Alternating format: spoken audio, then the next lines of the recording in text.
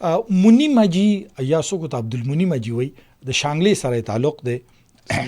په 2013 کې دله JY ټیکټ ورکړه او دا په یو جلسه کې لګیاو چې دی وخت کې لاسونه پوره دغه کړي وو او ما ته ویل چې یاره شروع شوم چې اسلام به د مولانا فضل الرحمن په لاس راځي او د اسلام ذموار هغه د مولانا فضل الرحمن صاحب چې کوم دا راځي. نو دی وخت کې د کشر رور د عبدالمولا نومېده ویراله په تقریر دوران کې راته په غوږ کې ویللي چې لالا موږ نه خو ټیکټ واغسته ټیکټ خو هغه بل امیدوار له ورکړه.